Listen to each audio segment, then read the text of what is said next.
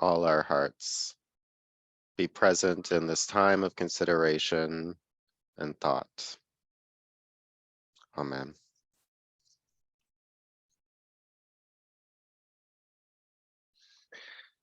I have to admit to all of you that I am quite fascinated by the story of Esther and the book of Esther, to the point of where I spent a whole semester in theological school studying this book with a professor at Wycliffe College.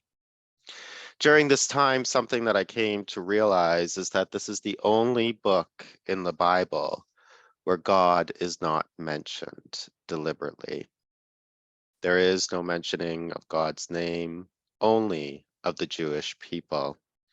And yet it is a book in the Bible in which God is very much present and an active agent in the lives of the Jewish people, in Esther's world and life and experience, and in the possibility of impossible situations. I think a great deal about this story when I consider exactly what Esther was put into in the situation. For you see, in the chapter before, we discover that it is really because of Mordecai that Esther has to go to the king to protect her people. Haman, the king's sort of right-hand person, and Mordecai didn't like each other. They fought to the point where Haman decided to punish all the Jewish people for their disagreements.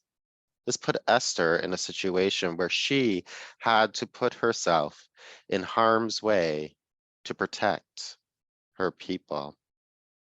She had to go against the dominant forces and her own safety in order to consider well-being for her people. Some might say that what Mordecai wrote to her was a little bit of a difficult thing to read when he says that he provided for her some manipulation into encouraging Esther to stand up for her people. Where others might see it as Esther is being reminded that she is born for such a time as this, a time in which her people need her desperately.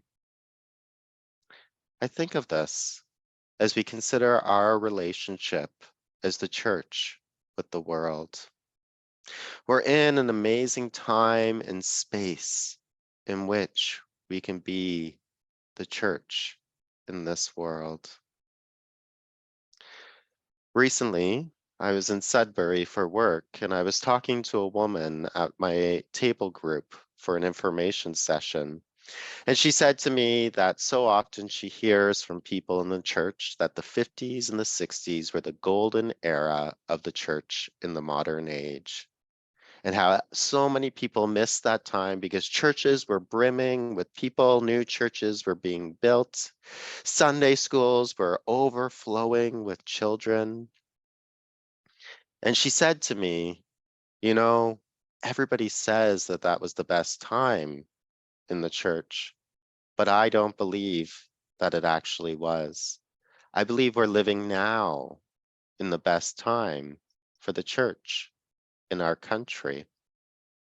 And I kind of had a little smirk on my face because I too have heard this exact same sentiment from other people. So I pressed her a little bit more further and asked her what she meant by now being the best time.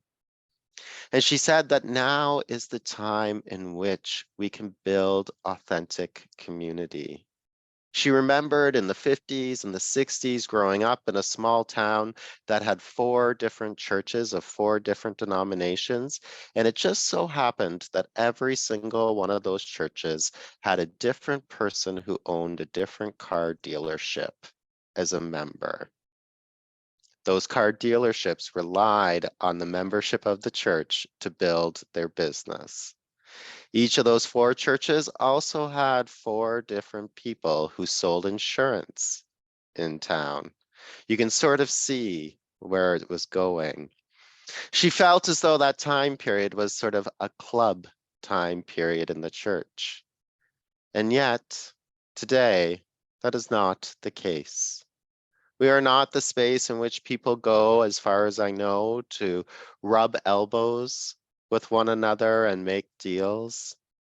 Instead, we come to this place and space of church to seek sanctuary, to seek care, to seek well-being in community. We are in a time where God is not often mentioned or engaged in the public square, and so our spaces of church, of community, are those spaces where sanctuary can be formed. It's interesting when Esther has to prepare herself to speak out. It is the eunuchs who offer her support. They are the ones who go back and forth between her and Mordecai, passing letters back and forth like ancient emails that go across the wavelengths of time. Esther must interpret her uncle's tone through those letters, and he must do the same. The eunuchs, we are taught, are often a people who lived in a liminal space in the time and positions of power.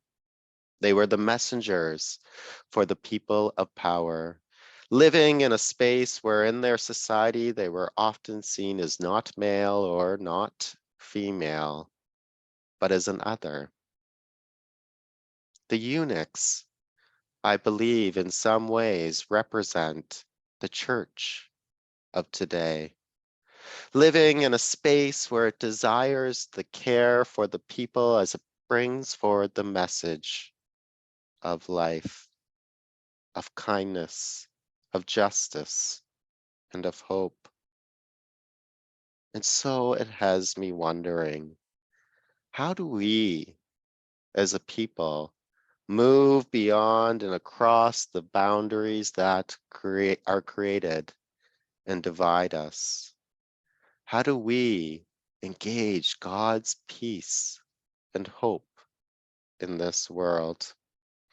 I don't know if any of you have heard of Margaret Somerville, who is an ethics professor up in McGill University, but I'm currently reading her book, Bird on an Ethics Wire. And I think Margaret Somerville is one of the most brilliant Canadian sort of philosophers that we've had over she's been with us for the last 8 decades of her life. But in this book, she says, may we engage in necessary dialogue with courage, wisdom, and mutual respect. We are a church that is called to engage with courage in our world.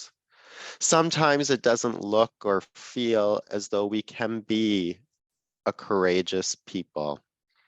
I recognize that you, as a church right now, are sort of living through your own exile as you're exiled to Zoom for worship, as you prepare your building for return.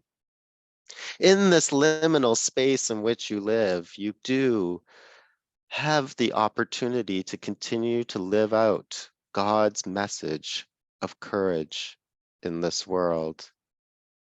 A courage that goes deep and beyond the divides that we are so often forced into and had to recognize during the COVID-19 pandemic.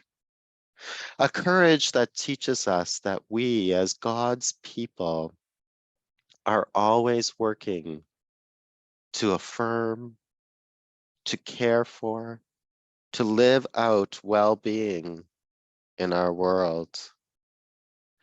We also hold wisdom, the wisdom of knowing that God's presence matters in our society.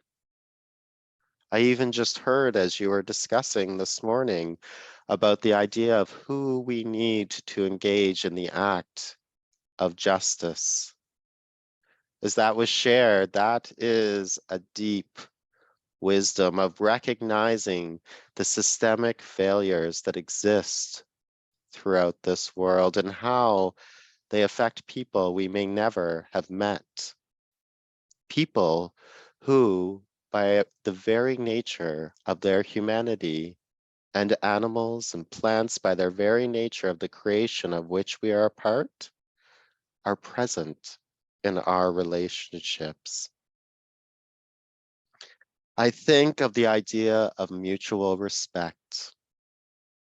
It's difficult, honestly, on Remembrance Day to sort of talk about mutual respect because we are taught about what war was, a place and space in which people were separated, divided lines, binary and non and binary in their approach to one another. Yet something that I read just before I started Margaret's book was in the book Humankind by a Dutch philosopher. He wrote that it was discovered after the First and Second World War that about 80% of the guns that were utilized in that war never actually shot a single bullet. That humanity truly actually, once they see a person face to face, cares much more deeply for that person than what they actually thought they would. This is where Esther's story becomes so vital in our church today. Esther is called into action for her people, just as we are called into action for the people we are in relationship with. The people we are in community with, those who are most marginalized by our societal structures and systems of neglect. We are called to engage with a desire for health and well-being. When we talk about God's desire for well-being, the Jewish and Hebrew scriptures have a word for this. It is called aruka. Aruka means that God's well-being is not just for the privileged few, but for everyone, in every moment, in every way, and every day. A little bit later in the service, we're going to hear the song For the Children.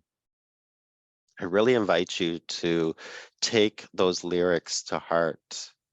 I first heard the song in the midst of the pandemic as I was experiencing a lot of conversations with young queer youth across our region who were really struggling in homes where they didn't feel as though they were accepted or fit in.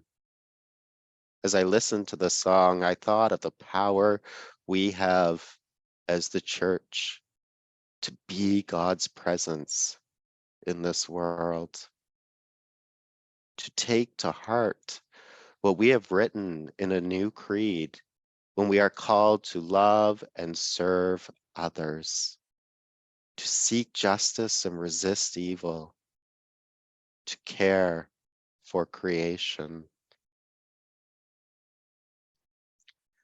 God's Aruka is for all of us. In our care for the well-being of others, we too are served. We are healed of the wounds that we experience when we work to help others be healed. And when we speak out, when we acknowledge the systematic oppressions, we are starting a conversation that matters. Every morning when I get my tea, I don't drink coffee. I've actually never drank coffee once in my life. There's a interesting tidbit about me for you. I use my cup that has Tennessee Williams, the playwright's quote on it. I bought it at the Tennessee Williams Museum in Key West, and it says, "Silence about a thing just magnifies it." Let's be a church that isn't silent when we see oppression. Let's be a church when we seek, that isn't silent when we seek to be the kindness we need in this world. Let's not be silent as a church when we seek justice and hope for all God's people.